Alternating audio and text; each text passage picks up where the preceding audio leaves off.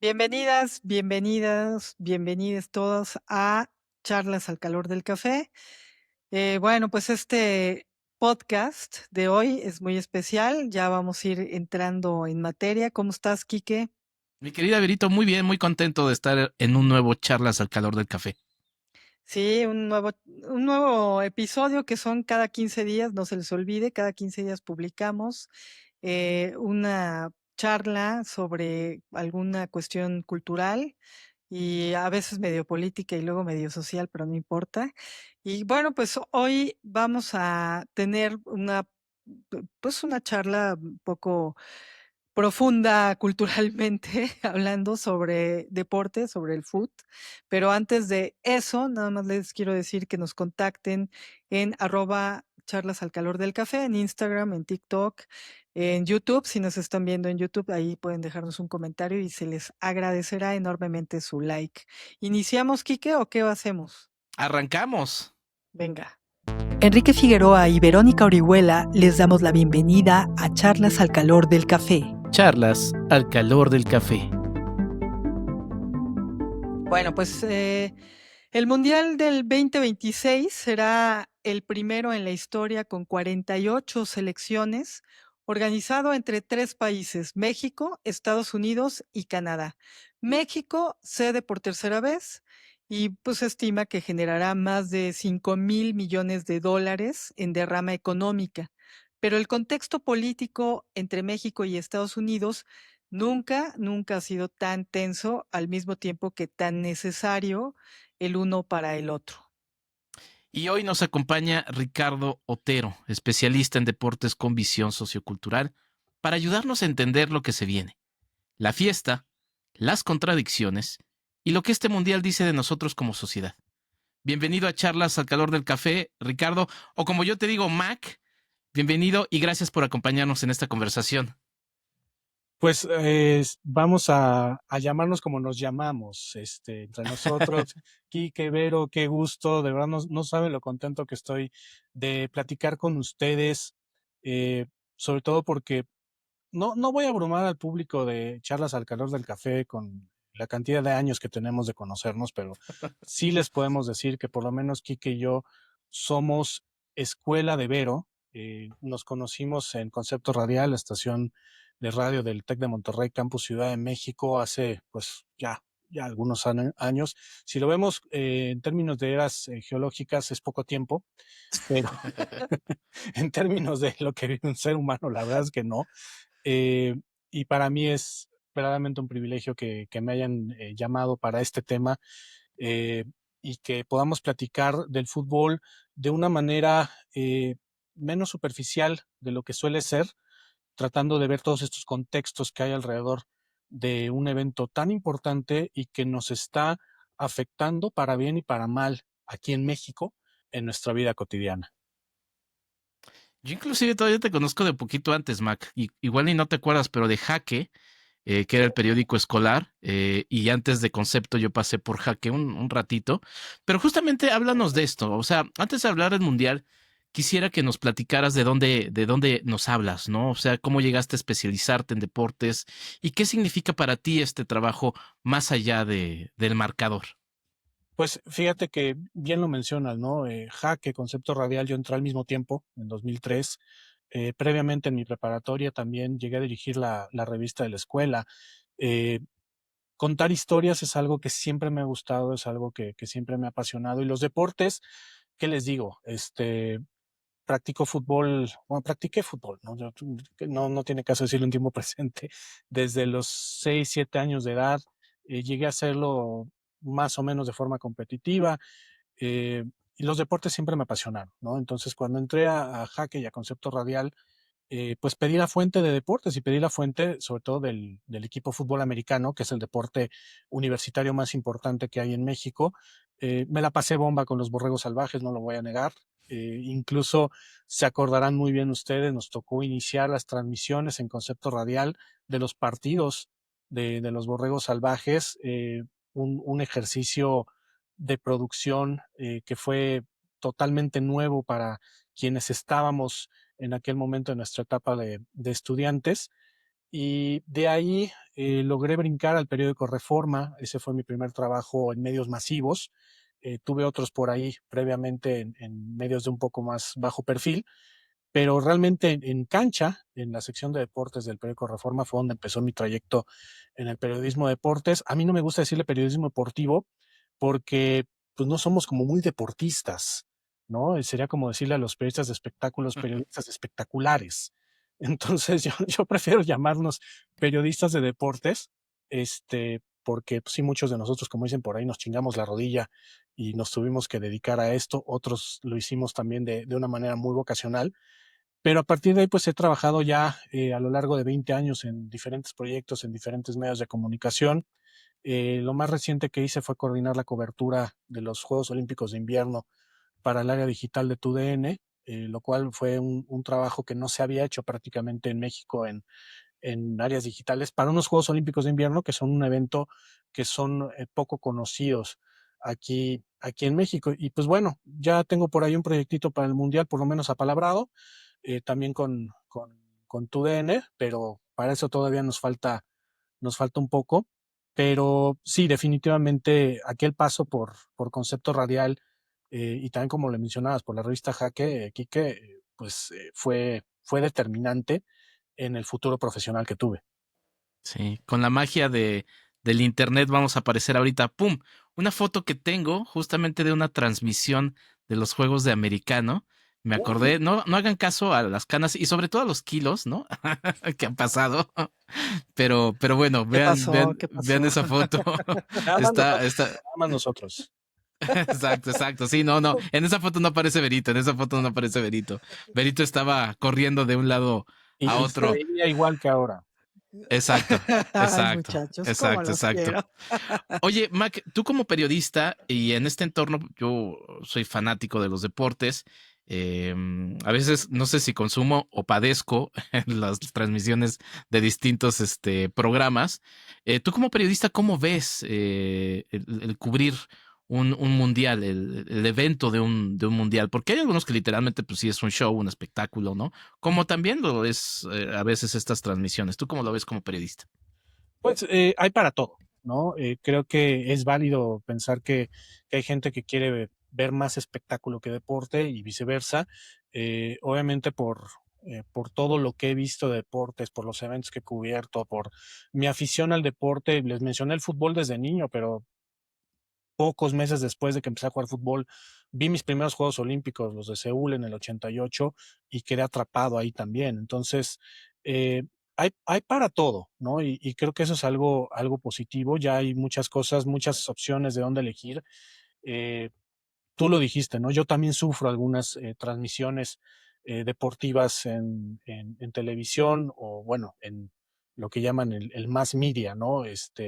Hay gente que ya lo hace de forma alterna. Cuando hablamos de un mundial de fútbol, hablamos también de un evento muy protegido en cuestión de derechos. Entonces, pues no es que una persona tan fácilmente pueda conectar su canal de YouTube y ponerse a narrar partidos aunque no esté la imagen. Incluso eso también puede ser penalizado.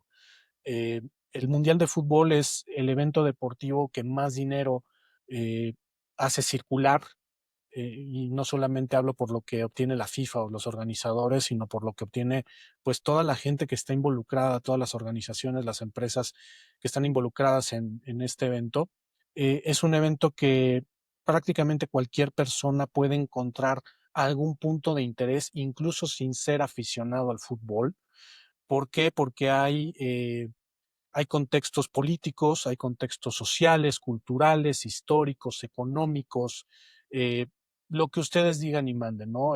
Negocios, bueno, cualquier persona que esté dedicada a cualquier negocio en cualquier nivel o en cualquier aspecto, seguramente va a encontrar algo también en lo que la dinámica de una Copa del Mundo le puede interesar. Entonces, es un evento masivo, solamente comparable con los Juegos Olímpicos de verano, en términos de atención, en términos de, eh, de cómo se desarrolla un evento deportivo de altísimo nivel. El fútbol es el deporte más practicado y más seguido en el mundo. Entonces, pues estamos hablando de un evento que atrae la atención mundial. Fíjense, voy a recordar un trabajo que hice en la universidad tenía que hacer una encuesta, obviamente era un ejercicio, ¿no? No es con el rigor que debe llevar una encuesta, pero me metí a los salones de la prepa del TEC, les puse una encuesta rápida a los alumnos de prepa de aquel entonces y una pregunta era, ¿cuántos partidos viste del último mundial?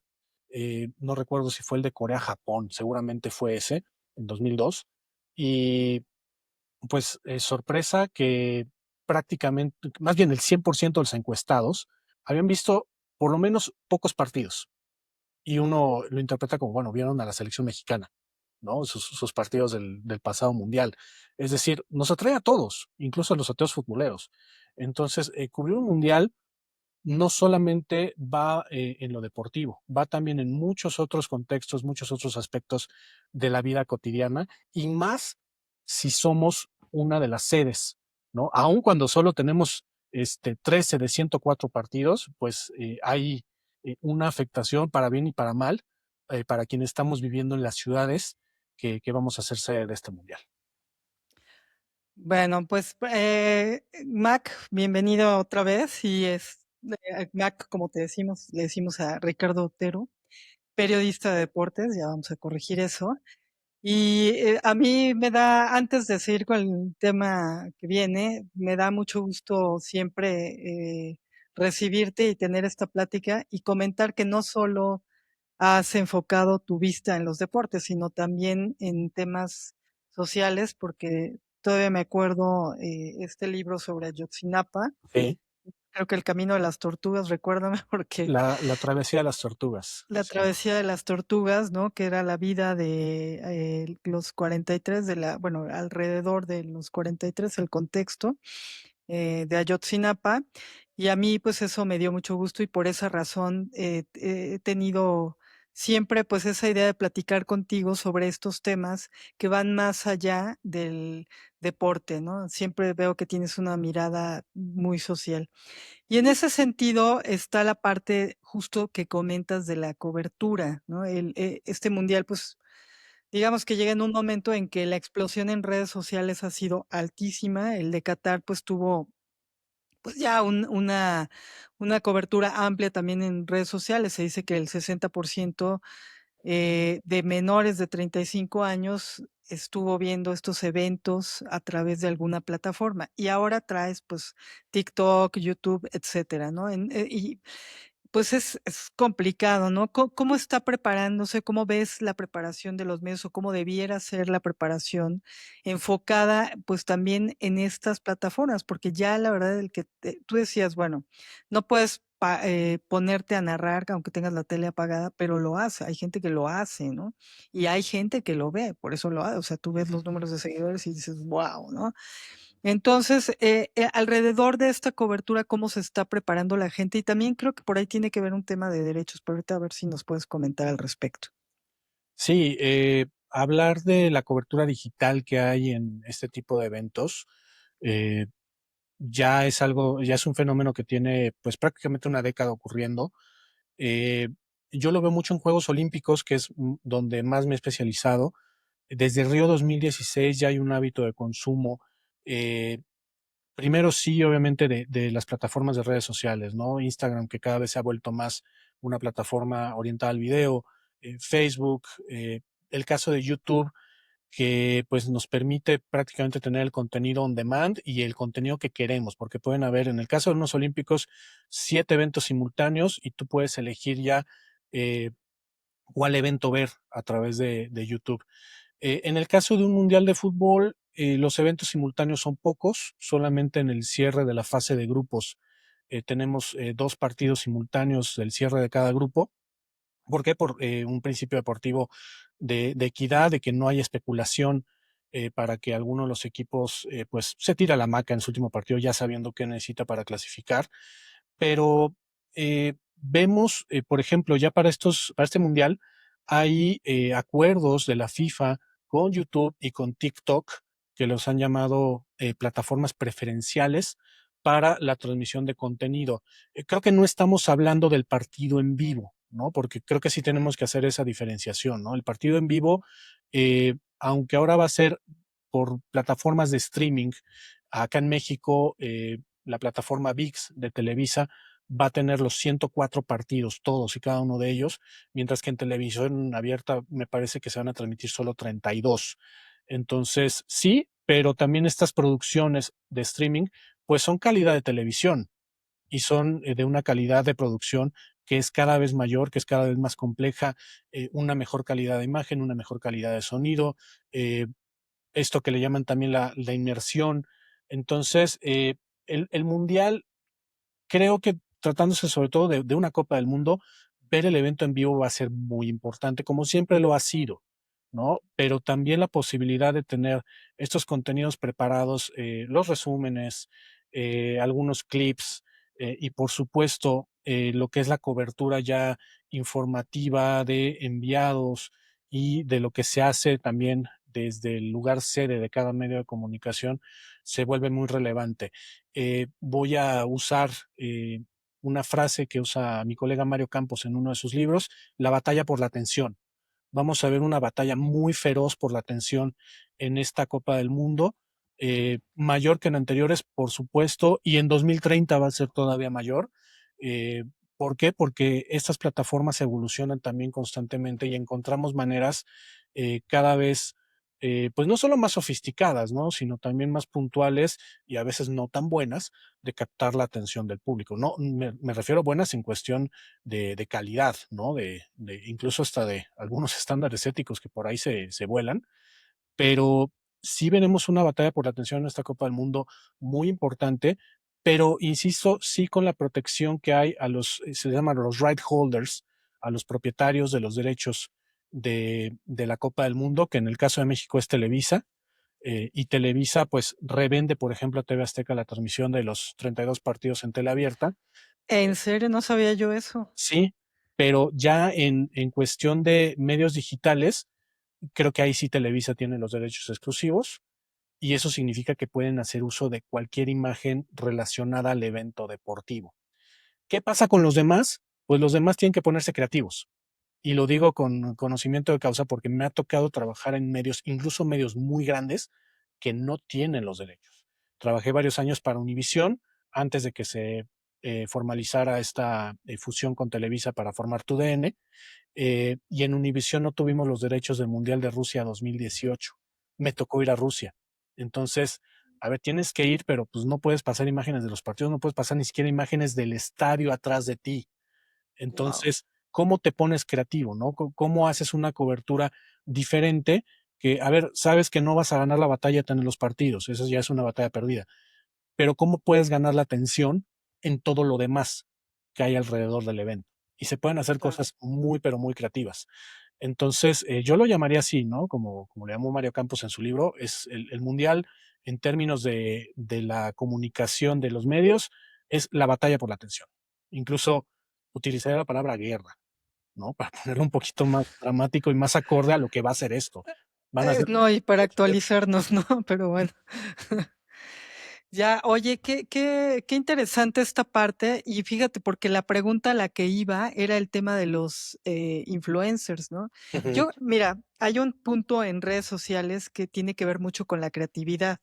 Yo más bien lo llamaría el mundial del reto creatividad, porque ujú, es un poco lo de las olimpiadas, que no puedes usar ni la palabra, ¿no? ujú. Entonces, ya, de hecho, yo me tuve que poner ayer a buscar si podíamos usar esto, o sea, si podíamos hacer la entrevista mencionando el mundial, En porque términos dije: "Donde editoriales sí se tengamos un puede. problema".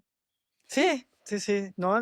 Y bueno, yo obviamente no distaríamos mucho en este podcast, del tema que nos compete, ¿no?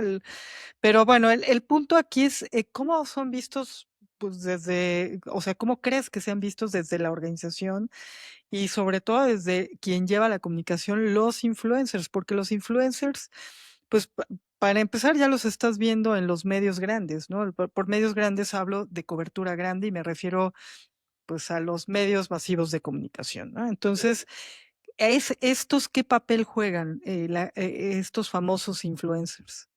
Pues, fíjense que bueno, hace poco tiempo se jugó el partido de México-Portugal en el estadio, yo le voy a seguir llamando Azteca, perdón, en el estadio Azteca. Fue la reinauguración del estadio, venía Portugal, estaba la expectativa de que viniera Cristiano Ronaldo, que no pudo estar por lesión, pero hay un reporte que hicieron mis colegas de ESPN, León Lecanda y Omar Flores, donde revelaron que de los 85,000 boletos, o mejor dicho, 85,000 lugares que hay en el Estadio Azteca, solo se pusieron en venta alrededor de 20,000 boletos.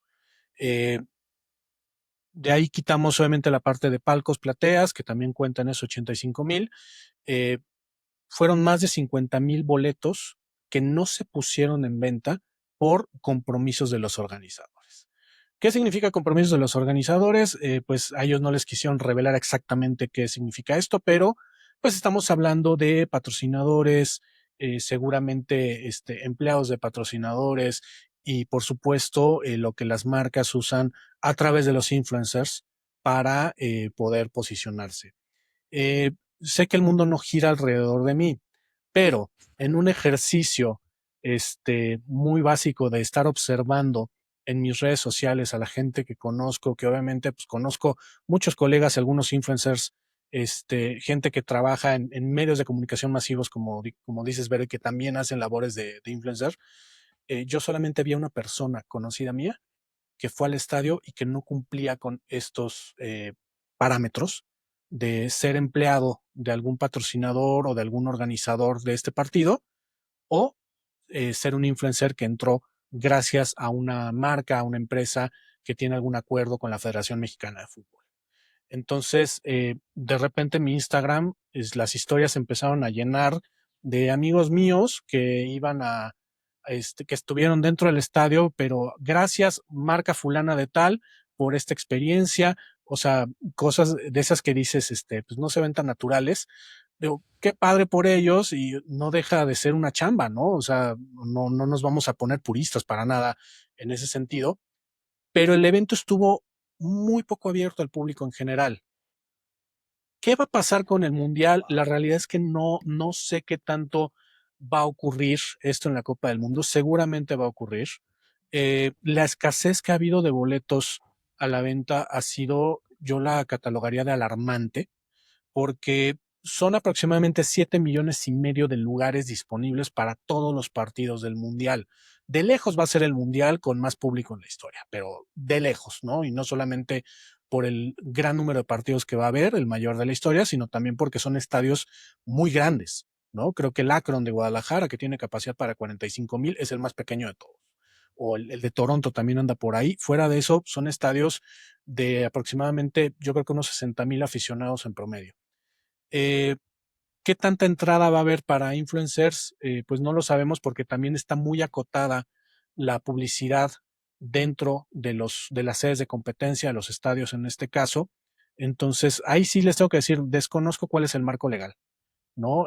Sí hay cosas que les puedo platicar sobre eso, justo lo que platicabas ahorita, Vero, ¿no? De que si podemos o no usar la palabra Copa del Mundo, Mundial, FIFA, etcétera. Vaya, este es un contenido editorial, entonces ahí sí podemos. Si estuviéramos haciendo un comercial de una marca usando alguna de esas palabras, pues ahí sí vamos a incurrir en una falta de derechos del uso de palabras y de marcas que tiene la FIFA, pero no sé qué tanto va a ser la presencia del influencer adentro del estadio.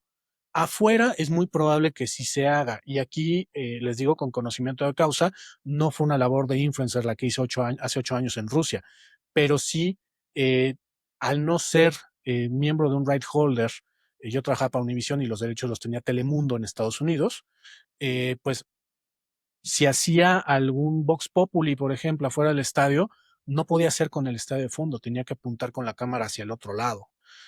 Podía a lo mejor hacerlo en plazas públicas, eh, pero no dentro del estadio, definitivamente dentro del estadio no.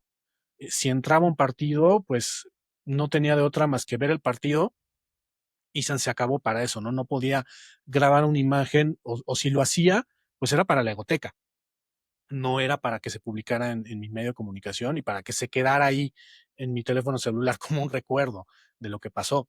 Eh, pero creo que el marco legal eh, para que esto ocurra va a ser diferente. Obviamente las marcas patrocinadoras de FIFA, que son pues varias transnacionales, que por ahí está Coca-Cola, por ejemplo. Pues Coca-Cola seguramente va a montar un ejército de influencers que estén pues llevando cosas, porque ellos sí pueden generar contenido dentro de las sedes.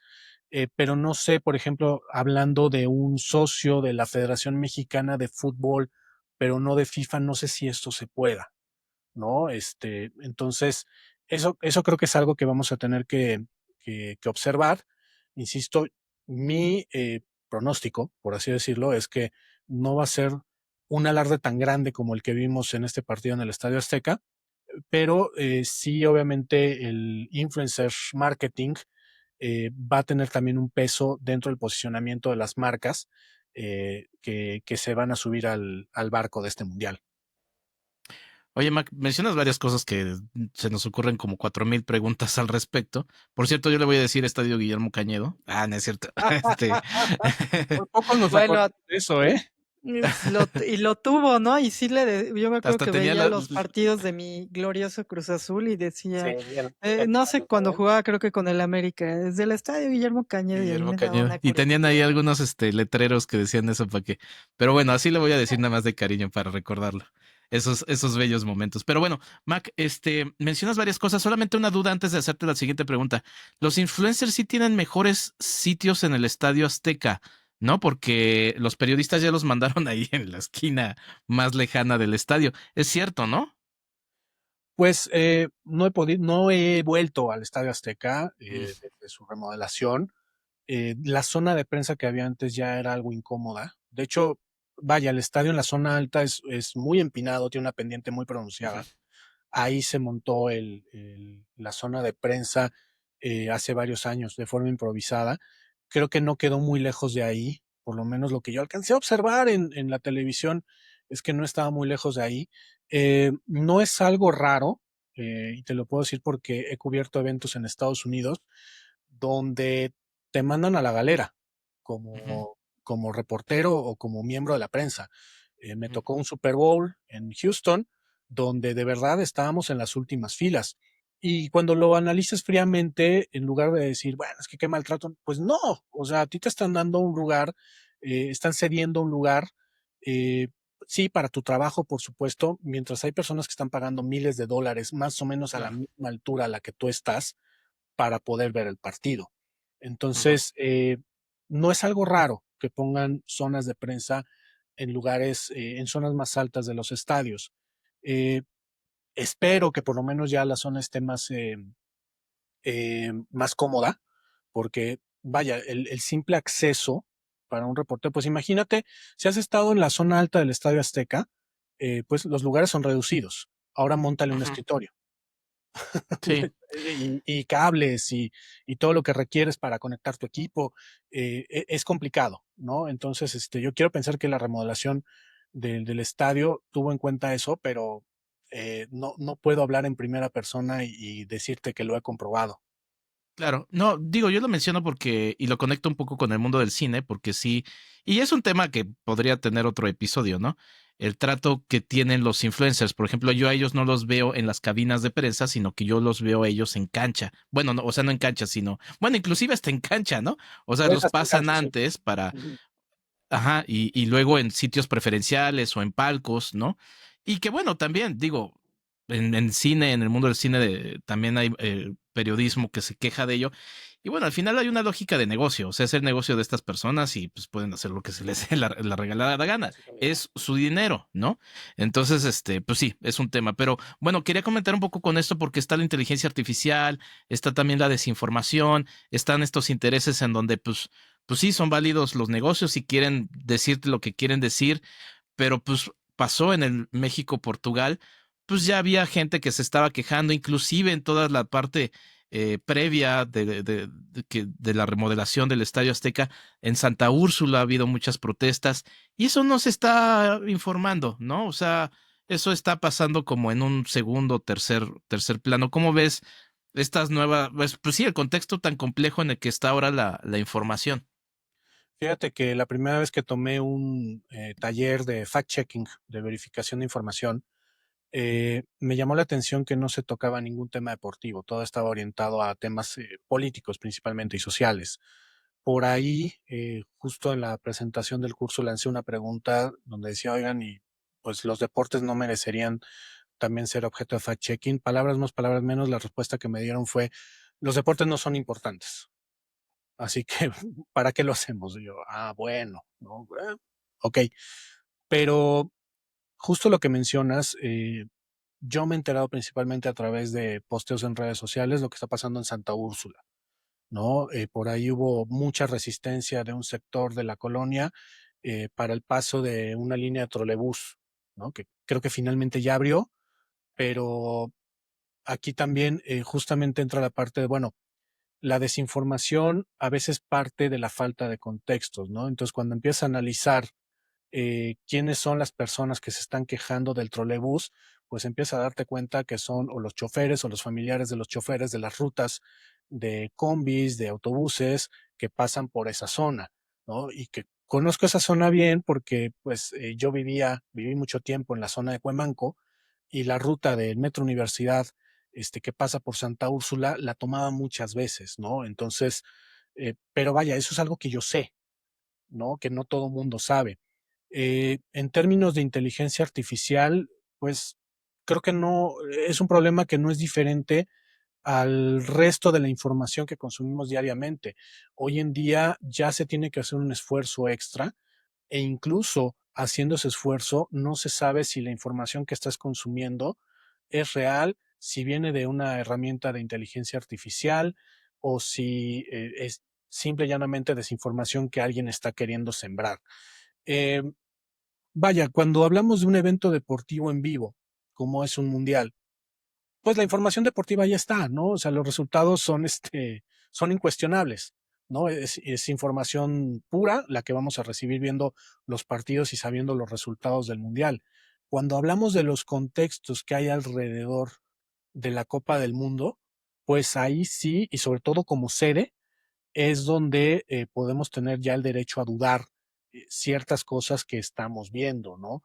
Eh, yo vivo, tienen su casa a 4 cuadras de Calzada de Tlalpan, que es el epicentro de las grandes obras de esta Ciudad de México de cara a la Copa del Mundo, ¿no? Entonces, a mí me toca observar lo que están haciendo en la remodelación de la línea 2, la ciclovía que recién instalaron, todo lo que, pues, la remodelación urbana que están haciendo, están volviendo a colocar banquetas.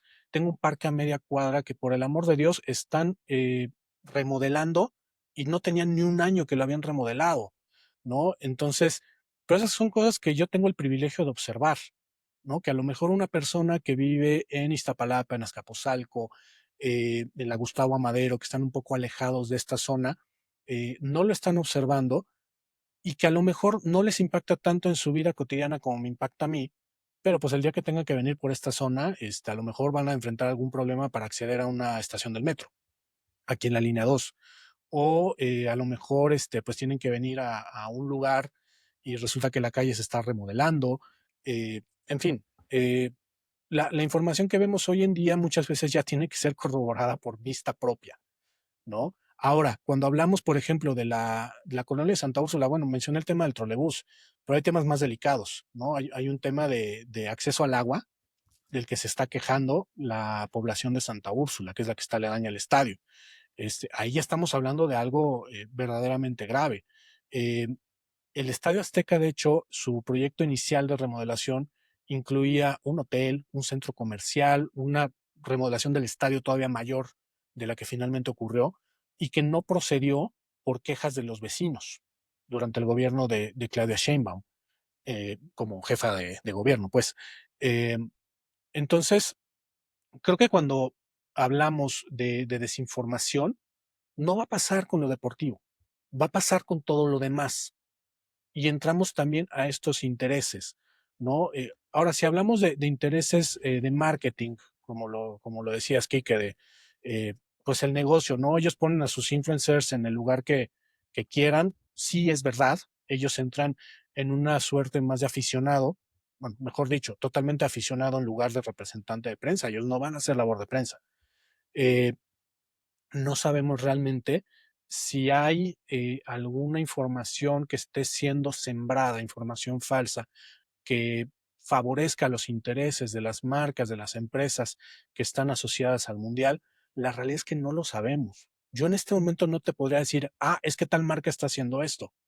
Que hubo quejas de que si Coca-Cola se metió a la mañanera, ¿no? Vi a mucha gente de izquierda quejándose cuando llevaron la Copa del Mundo a la mañanera y fue un evento totalmente brandeado por Coca-Cola. Este, pues es parte del juego, ¿no? Entonces, yo lo que le Ahí voy a recomendaría a la decir algo gente es que rápido. dude de muchas cosas, ¿no? Ujú. Pero que sí, que lo deportivo, pues lo que vamos a ver es lo que hay. Sí, pues sí. Ahí ni iba a decir, la izquierda no se salva ni de Coca-Cola, pero bueno. No, y en el Eh, cine, por ejemplo, a mí me saltó la ceja con Netflix también. O sea, sí está muy cañón todo lo que está pasando. Mira, así como en los contextos políticos se ven así como de wow, el mundo al revés, todo lo demás, porque finalmente la política permea todo lo demás. Y justo en ese sentido, sí es importante aquí como hablar sobre lo que está significando para México ser un anfitrión, pues en el momento social y político interno y externo, ¿no? Porque primero, pues con Estados Unidos traes una estira y afloja que Dios guarde la hora, diría mi abuelita, ¿no? Sí. Y internamente, ya lo decíamos antes de empezar la grabación, queridas amigas y queridos amigos de Charlas al Calor del Café, que no viven en México, pues internamente hay un tema de seguridad que va a requerir el apoyo de seguridad de Estados Unidos, porque además mundialmente se vive una guerra, ¿no? Aunque le quieran poner otra etiqueta, pues ya se ha convertido o camina a ser una guerra mundial, en la que Estados Unidos, pues, perdón, pero pues está como digamos que el principal actor, ¿no? Por decirlo sutilmente y políticamente. ¿Cómo ves a los mexicanos? O sea, ¿cómo nos ves a los mexicanos, sobre todo a la afición? Bueno, ya olvídate la afición, en general a los mexicanos en este momento siendo sede de un mundial. Fíjate que me gustaría tener recuerdos del Mundial del 86. Yo estaba muy chico, no tengo recuerdos, porque internamente ya habíamos tenido una situación de cierta inestabilidad social por el terremoto de septiembre del 85, que incluso puso en duda la realización del Mundial. Eh, en aquella ocasión, para quienes no están familiarizados con el tema, la respuesta del gobierno mexicano fue tan lenta y la tragedia fue tan grande que la ciudadanía se organizó, rebasó al gobierno y eso Miguel de la Madrid lo pagó con un abucheo sonoro en la inauguración del Mundial. Entonces, había una situación social importante en México también hace 40 años, pero ahora yo la siento más delicada, ¿no? Hablas de las desapariciones, la tasa de asesinatos que, pues, aunque el gobierno actual presenta datos de que se ha bajado, pues sigue habiendo esa sensación de inseguridad, de que tomar una carretera de noche ya no es una opción, de que incluso la libertad de tránsito, como pasó cuando abatieron al Mencho en Jalisco y en estados aledaños, pues era imposible entrar y salir de ahí. Y además, a ver, Estados Unidos siempre ha hecho presiones sobre México de todo tipo, ¿no? Eso es algo cotidiano, pero creo que lo que está ocurriendo, eh, sobre todo en esta segunda administración de Trump, y ojo que en la primera también lo hubo, pero en esta segunda administración, eh, yo lo he llegado a pensar como una extorsión con los aranceles, lo que vivimos hace prácticamente un año, ¿no? Que mes a mes había una exigencia y Trump decía, les vamos a poner aranceles si no cumplen con esto. Eh, y ahora, en términos de lo que está ocurriendo, por ejemplo, con el apoyo que le da el gobierno mexicano a Cuba, ¿no? Que no le hace ninguna gracia a Estados Unidos. Pero también Estados Unidos creo que ha bajado un poquito de beligerancia el discurso hacia México en estos últimos meses. Por lo menos es como yo lo percibo. A lo mejor alguien puede estar un poco en desacuerdo y lo entendería, pero Estados Unidos en este momento tiene la mirada más puesta en Medio Oriente, precisamente por lo que pasó con Irán, o mejor dicho, con lo que está pasando con Irán, con lo que está haciendo su socio Israel en Líbano, en Gaza. eh, Hay una mirada puesta más para allá. Y hay una cosa de la que se ha hablado poco, que la revisión del TEMEC, de nuestro Tratado de Libre Comercio, va a ser la primera reunión el 1 de julio. en pleno mundial. Y de eso se ha hablado muy poco, ¿no? Lo tenemos como un tema dormido en este momento. Y si el Temec truena, lo vamos a sufrir mucho acá en México. La economía, va a sufrir consecuencias muy graves. Tampoco creo que sea ese el último interés de Estados Unidos, aunque Trump haya salido con amenazas de que los trabajos acá en Estados Unidos, etcétera, etcétera. Y el otro tema también es el migratorio. Del tema migratorio podríamos hablar largo y tendido porque trabajé 6 años para una empresa de medios de comunicación de habla hispana en Estados Unidos, entonces entiendo el perfil del migrante, no solamente del mexicano, pero pues estamos hablando de que 2 de cada 3 migrantes hispanos en Estados Unidos son mexicanos o de origen mexicano.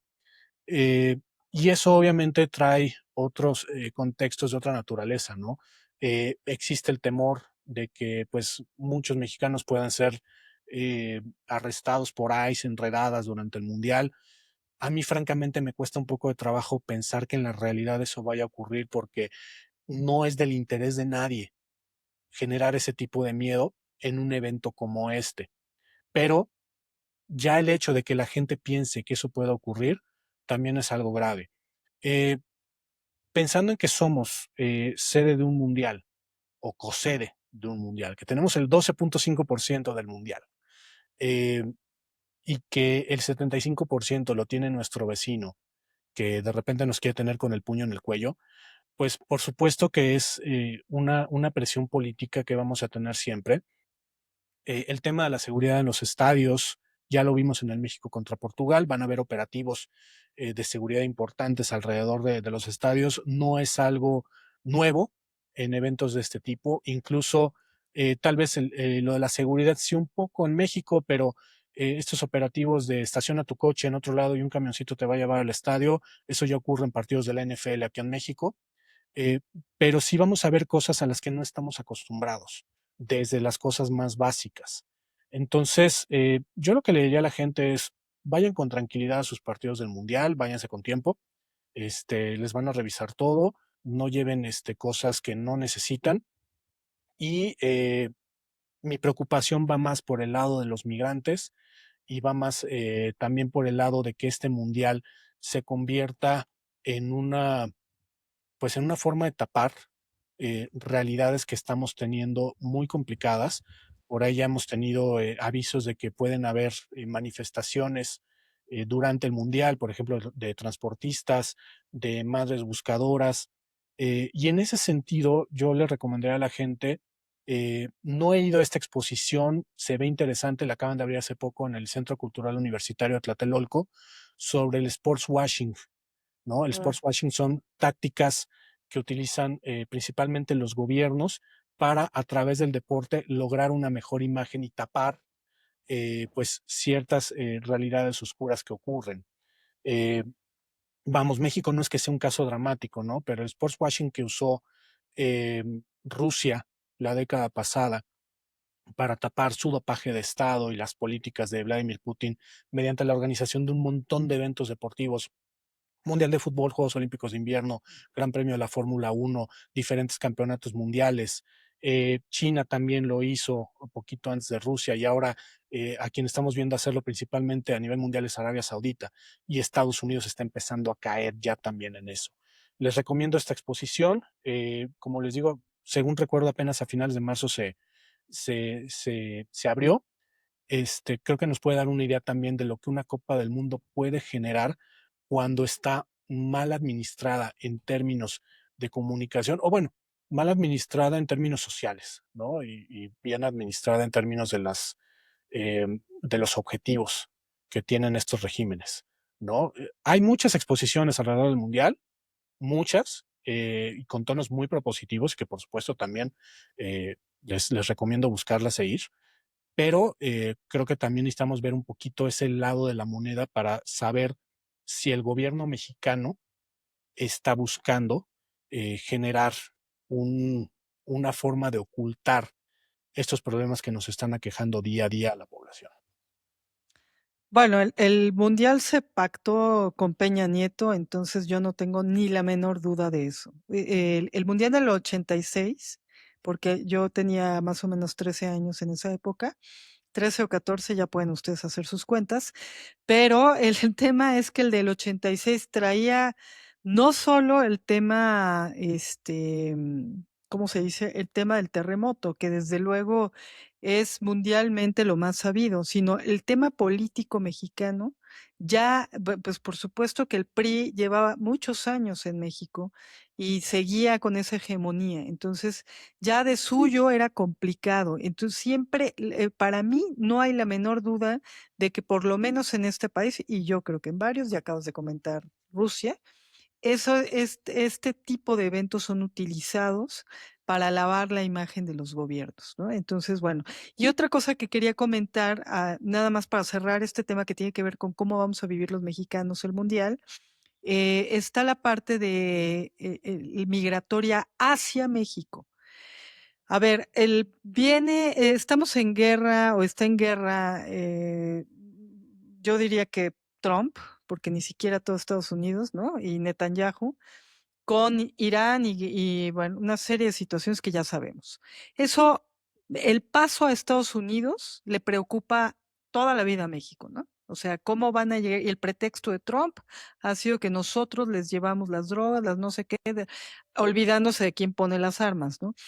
Y En este caso, nada más quiero comentar que en este tema hay el riesgo de ataques terroristas, sí se contempla eso y por eso hay un nivel de seguridad que va a incluir eh, bloquear el espacio aéreo en Guadalajara, que es quizá la sede de más riesgo por todo el tema del Mencho y bueno, por lo que ya sabemos, obviamente en la Ciudad de México y ni hablemos de Monterrey, ¿no? Pero las dos más fuertes son Guadalajara en primer lugar y el otro es México. Y aquí de lo que se habla es que para entrar a México, pues sí va a haber una revisión porque a Estados Unidos le preocupa que entre gente de Irán, por ejemplo, ¿no? Entonces, bueno, es un tema, la verdad es que el tema es amplísimo, pero nada más quería yo cerrar esa parte para, no sé si nada más quieres comentar algo al respecto e ir con la siguiente sección. sí, eh, hay un tema ahí migratorio también con Estados Unidos y que va a colación con lo que mencionas. Hay países que tienen restricción de acceso para sus ciudadanos a Estados Unidos, entre ellos Irán, ¿no? Y una Ujú. restricción total. Eh, También hay países donde los trámites de visado se han suspendido desde el 1 de enero de este año. Entonces, ciudadanos de varios países, también algunos clasificados al Mundial. Colombia lo tuvo, no sé si todavía tiene esta restricción, por ejemplo. Si no tenías una visa vigente de antes del 1 de enero de 2026, no vas a poder entrar al Mundial. Bueno, por lo menos a Estados Unidos. Entonces, pues obviamente la preocupación se extiende a México porque México suele ser un puente migratorio para Estados Unidos y lo hemos visto en en las últimas décadas, ¿no? Ya con, incluso con historias muy puntuales de la bestia, ¿no? Todos los migrantes que toman este tren en el sureste para llegar al norte del país. Vemos en las calles cada vez, aquí en la Ciudad de México, más migrantes de países caribeños, de países sudamericanos, que pues simplemente han quedado varados o han tenido que suspender su paso hacia Estados Unidos. Entonces, obviamente hay una preocupación que tiene Estados Unidos al respecto. El tema de la seguridad en estos eventos deportivos es algo habitual desde el ataque a las Torres Gemelas en 2001 e incluso hasta un poquito antes, en Atlanta 1996, en los Juegos Olímpicos, hubo un atentado con bomba en el Parque del Centenario. Recordamos también lo que pasó en Múnich en 1972, el secuestro y asesinato de deportistas y entrenadores israelíes. Entonces, el tema de la seguridad es un tema recurrente. En Copas del Mundo no hemos tenido, que yo recuerde en este momento, por lo menos de bote pronto, un evento de este tipo, pero no está descartado, ¿no? Y sobre todo porque los ataques que ha hecho Estados Unidos en los últimos meses no parecen tener una justificación real, ¿no? Y te lo puede decir cualquier experto geopolítico, información que se ha filtrado a medios de comunicación de asesores de la presidencia de Estados Unidos que dicen es que Irán no era ninguna amenaza en este sentido. El tema migratorio va a ser un tema delicado y va a ser un tema más delicado de lo que suele ser en estos eventos, ¿no? Normalmente, lo digo de nuevo cuenta con conocimiento de causa, pues a nosotros nos bastó una carta membretada y la comprobación de la acreditación por parte de FIFA para poder eh, gestionar una visa de trabajo para Rusia durante el Mundial, ¿no? En 2018. Los países suelen ser muy receptivos precisamente a los visitantes por lo que platicábamos al principio, lo que dijiste al principio, pero la derrama económica, ¿no? Obviamente, cuando no dejas entrar a alguien a tu país por algún tema migratorio, pues te estás perdiendo de parte de esa derrama económica. Eh, Creo que es un tema a observar, precisamente. Habíamos platicado del tema de las posibles redadas, del temor que tienen los hispanos en Estados Unidos, incluso de salir a la calle, no digamos de ir a un partido de Copa del Mundo, pero sí creo que eh, esa, ese toque de amistad que suele haber de una ciudad sede, de un país sede a sus visitantes, no va a estar tan visible, no va a ser tan marcado en los Estados Unidos. Sí, y raro, ¿no? Porque pues le entregaron el premio de la paz, la FIFA, a Bueno, Trump. Se me hace rarísimo, ¿no? Que esté sucediendo todo esto.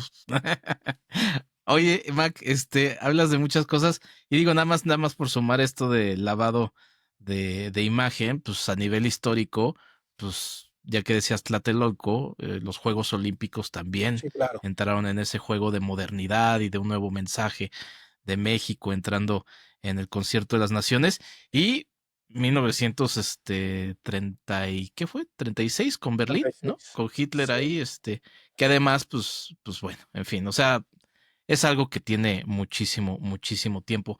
Oye, algo que a mí pues sí me preocupa porque aleja a la gente que es la que da el color, ¿no? A los mundiales, es el crecimiento, el aumento de los costos para asistir a los partidos, ¿no? Lo vemos, por ejemplo, en la música, ¿no? En los conciertos musicales o en las salas de cine cuando se pagan los boletos para entrar. Hay una escalada y de todas maneras se agotan las cosas. O sea, hay un mercado existente, ¿no? Pero estamos haciendo este podcast en un momento previo a un juego de la Liga MX, ¿no? Que se va a llevar a cabo en el Estadio Azteca, que es el Cruz Azul América, o el América Cruz Azul, en este caso por la localía.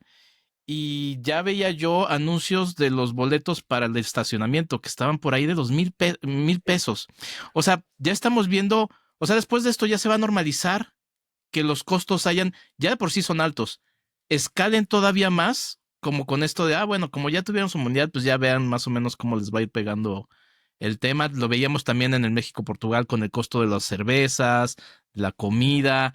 O sea, esto ya va a ser un salto que van a dar para que todo sea todavía más caro y aleje todavía más a la gente pues, aficionada y que pues es más difícil ir al estadio con sus familias y demás. Mira, te lo voy a poner desde dos ópticas rápidamente. La primera es, somos demasiadas personas ya. O sea, cuando pensamos en el primer mundial que organizó México en 1970, la población mexicana andaba creo que por los 40 millones, quizás un poquito más. Ahorita somos 130 millones. Entonces, y el Estadio Azteca, vaya, ni siquiera le caben las mismas personas, ya le caben menos. ¿No? Se han hecho varias remodelaciones a lo largo del tiempo, le cabían 120,000 personas cuando abrió, ahorita la capacidad es de alrededor de 85,000, ¿no? Entonces, eh, a lo mejor el ejemplo es un poquito burdo porque pues no deja de ser una minoría 120,000 contra 40 millones, pero obviamente conforme más público hay y los escenarios, y hablando también de conciertos y de otros espectáculos, eh, pues siguen siendo el mismo tamaño, ¿no? ¿Cómo se llama ahora? El Foro GNP, ex Foro Sol, pues era el mismo hace, que abrió como 25 años, ¿no?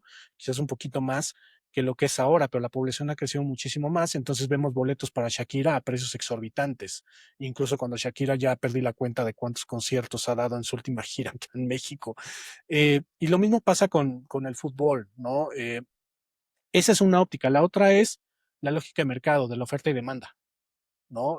Cuando empezamos a ver que los precios son exorbitantes, pero aún así hubo 500 millones de solicitudes de boletos en la primera fase de venta de este mundial y solo hay en total para todas las fases 7 millones y medio de entradas disponibles, 7 millones y medio de asientos disponibles, eh, pues obviamente los precios se pueden ir al cielo, ¿no? Entonces ya estamos hablando de eventos que son, yo creo que ni siquiera para el 1% de la población, ¿no? Y a mí me da un poco de tristeza porque recuerdo los primeros partidos de selección mexicana que fui a ver al Estadio Azteca en la eliminatoria para Estados Unidos 94. eh, Era un estadio que rugía, era un estadio que de verdad intimidaba al rival. La última vez que fui como aficionado a un partido oficial de la selección, ojo, hablo de aficionado, no de trabajo, eh, fue en 2013. Era un ambiente completamente diferente. Ya habían pasado solo 20 años. Era un ambiente muy diferente. Al minuto 20 la selección no le había marcado un gol a Estados Unidos, ya estaban abucheando. Eso en 1993 no ocurría, ¿no? Sí, a lo mejor se dominaba más al rival, pero creo que también es ese círculo vicioso al que se ha entrado de, a ver, pues la selección ya no domina igual a los de antes, pero también porque, tengo que decirlo, hay un público menos conocedor y menos entusiasta y que va ahí porque pudo pagarlo, porque ya hoy en día es tomarte la selfie, mírenme en el estadio, como si fueran influencers, hablando de... Estatus, ¿no? Es una demostración de estatus. Exactamente. Ya el deporte de este altísimo nivel se está volviendo una cuestión de estatus. Incluso ya empezaron a salir a la venta boletos para Los Ángeles 2028, para los Juegos Olímpicos, y he visto capturas de pantalla de gente que ha entrado a comprarlos con precios de más de $1,000 para un evento de Juegos Olímpicos que a mí me vuela la cabeza, ¿no? Porque una de las cosas que tenían los Juegos Olímpicos es que los precios de los eventos no eran tan caros. Tampoco eran de $2, ¿no? Pero no eran de esos tamaños. Y aquí entramos en una paradoja muy, muy peculiar. La FIFA es una ONG. La FIFA es una organización sin fines de lucro, ¿no? Si la FIFA estuviera basada en Tan linda la México, FIFA. sí, si estuviera basada en México sería una AC. De hecho, la Federación Mexicana de Fútbol, como todas las federaciones deportivas de México, son AC, son asociaciones civiles, son organizaciones que no tienen fines de lucro. Ok, la FIFA, con todos los ingresos que capta de sus eventos, principalmente del Mundial Varonil de Fútbol, financia programas de desarrollo del deporte en zonas que están menos desarrolladas, ¿no? Entonces uno puede decir, bueno, pues que los vendan lo más caro posible para que la isla Comoros se convierta en un país competitivo de fútbol. La realidad es que sí existen estos programas, sí funcionan, sí vemos que la brecha, por lo menos a nivel selecciones, ya no es tan grande como para ver regularmente super goleadas, ahora son solo goleadas, ¿no? De países más desarrollados a los que no, pero cuando empezamos a analizar el juego a nivel selecciones, perdón, a nivel clubes, en los clubes hay una lógica completamente capitalista porque los clubes sí son organizaciones lucrativas, casi todos, ¿no? En México, por lo menos, Puma sigue siendo una AC, aunque ustedes no lo crean. Y no recuerdo, Cruz Azul pues es una cooperativa. No sé si el propio club esté montado ya en una razón social diferente, pero el resto de los clubes pues son organismos lucrativos. Y cuando hablamos de los clubes europeos, pues sí, mientras tenemos programas en zonas de África, en zonas de Oceanía, que están con un fútbol menos desarrollado, pues en Europa las brechas se hacen cada vez más grandes entre los clubes más poderosos económicamente y los que no tienen tanto dinero, los que tienen mucho menos presupuesto. Y a diferencia, fíjense qué curioso, la NFL, que es la liga deportiva que ingresa más dinero en cualquier lugar del mundo, incluidas ligas de fútbol, tiene topes salariales, que hace que el juego sea más Ah, competitivo sí.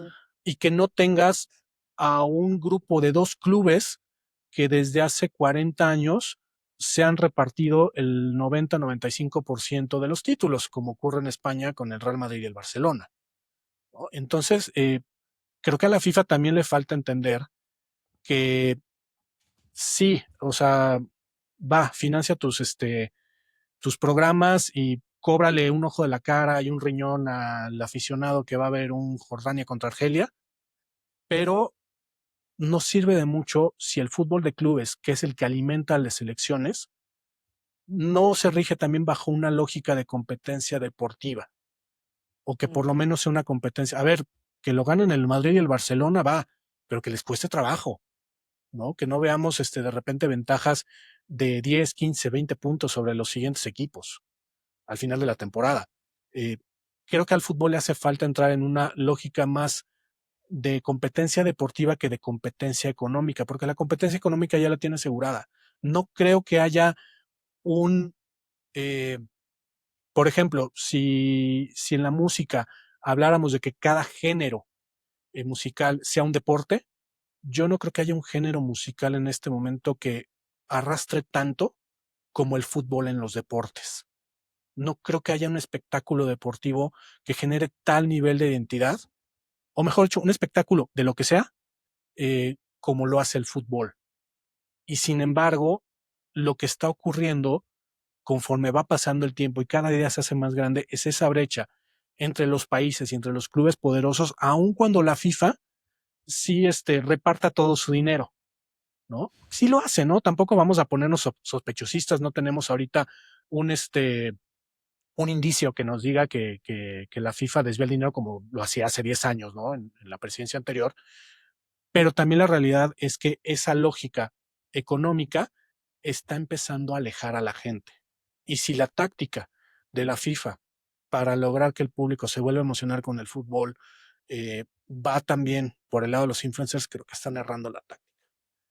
No creo que el fútbol llegue al punto de explotar, de que la gente le dé la espalda al fútbol de manera generalizada, pero sí creo que puede empezar a ver que de repente, conforme va creciendo la gente, porque a mí me pasa, a mis 40 y tantos años, ya no veo el fútbol con la misma emoción con la que la veía hace 20 años. Me van a decir, pues es que es la edad, ¿no? Y es lo natural. No tiene por qué ser tan natural, ¿no? Creo que sí el fútbol está empezando a fallarle al aficionado, eh, empezando con esas tácticas capitalistas, 100%, que no tendrían por qué serlo, ¿no? No alejes al aficionado del estadio. Al contrario, deberías atraerlo. Y si tienes que sacrificar un poquito en taquilla, estoy seguro que ese sacrificio en taquilla se puede compensar, incluso de más, con otras maneras de hacer reaccionar al mercado del fútbol. Claro, el tema es que ha perdido la capacidad de generar una identidad como lo había generado y también ha perdido, digamos que ese fundamental fin de los deportes. Cuando tú tienes una sociedad, y se refleja en la sociedad, cuando tú tienes una sociedad que está concentrada y que tiene, digamos que opciones educativas y que sus opciones educativas incluyen los deportes, pues tienes una sociedad más sana. Claro. Cuando tú tienes una sociedad que se aleja completamente en su educación, que incluye los deportes, repito, la cultura en las bellas artes, y se aleja de la sociedad y de toda la sociedad, todo lo que es decir, las distintas capas sociales, pues tienes lo que tenemos en este momento. Por eso también era la razón de hacer este podcast, ¿no? Se nos han quedado temas que tienen que ver porque pues el fútbol es cultura, incluye el tema de los diseños, pero yo no hablaría del tema de los diseños de una forma superficial, porque los diseños son cultura, o sea, las Claro. playeras son cultura. No voy a comprometer a Maca que tengamos otro programa, Yo encantado. si puedes, porque se nos han quedado varias que tienen que ver con la identidad y con esto que hablamos, con todo el merchandising y quizá profundizar un poco en algo que me parece elemental. Y ya con esto voy a cerrar, que tiene que ver con a dónde llega en este momento, pues a las capas de clase media alta, porque los demás no van a tener para comprarlo, ¿no? Un boleto, o quizá ni siquiera les interesa, porque además se vuelve un deporte de estatus y ya en el estadio se genera una situación que tiene nombre, pero bueno, muy compleja, ¿no? Y entonces lo que he visto es que en algunos espacios la gente empieza a generar sus propias comunidades Ujú. de deportes yo misma lo estoy viviendo con el tenis, y esas comunidades empiezan a generar sus propios eventos, y esos eventos empiezan a ser nacionales e internacionales. Hace unos días, Aldo Sotelo, que es un exalumno también de Concepto Radial del TEC también, hizo un excelente documental. De hecho, creo que obtuvo un premio por eso, una cosa muy breve, un short, sobre el fútbol, las mujeres indígenas que se organizan para el fútbol, ¿no? Entonces, eso yo lo vi como hay un interés, el interés lo lee mejor esta parte de la sociedad y genera de una mejor manera digamos que una cohesión social y deportiva. Entonces, se nos queda eso en el tintero, digamos, ¿no? Esperamos tener otra posibilidad de platicar contigo, quizá antes de junio, ¿no? Y, y tomar estos temas que pues, son un chorro. O sea, la verdad es que la mitad de las preguntas que traemos se quedó afuera, pero las otras, o sea, todo lo que comentaste es importante. No sé si quieran ustedes comentar algo más antes de que nos vayamos. Yo nada más quiero decir que tenemos que hacer un programa sobre tinteros y máquinas de escribir, objetos del pasado del periodismo para que la gente pueda hablar de ellos. Pero bueno. Sí, por la frase de que se nos queda en el tintero, pues sí. Bueno, pues muchas gracias, Mac, Ricardo Otero, Gracias, Mac. periodista de deportes. Te agradecemos enormemente que nos compartas tu visión, tus conocimientos, tu experiencia, y espero que pronto nos volvamos a reunir en este podcast. Amigas, amigos de Charlas al Calor del Café dentro y fuera de México, un saludo. Encuéntrenos en Instagram, en TikTok, en Substack también como Charlas al Calor del Café. Y si nos ven en YouTube, pues mejor ponerle un like también, verlo completito y pues por supuesto que suscribirse a nuestro canal. Muchas gracias. No, muchas gracias a ustedes. Yo encantado. Cuando ustedes me digan, volvemos a ponernos a grabar, hablamos de estos temas que son bastante interesantes y México en términos, por ejemplo, de diseños, Vero, México es pionero en temas deportivos, ¿eh? O sea, hay cosas que se han hecho muy, muy padres acá. Y pues nada, estoy muy agradecido por la invitación. Cuando ustedes lo necesiten, pues aquí vamos a estar. Y pues también invitar al público a que se suscriba, a escuchar a Charlas al Calor del Café. Y pues bueno, nos vemos muy pronto. Qué gusto platicar con ustedes. Hasta pronto, gracias. Hasta la próxima. Esto fue Charlas al Calor del Café con Verónica Orihuela y Enrique Figueroa. Charlas al Calor del Café.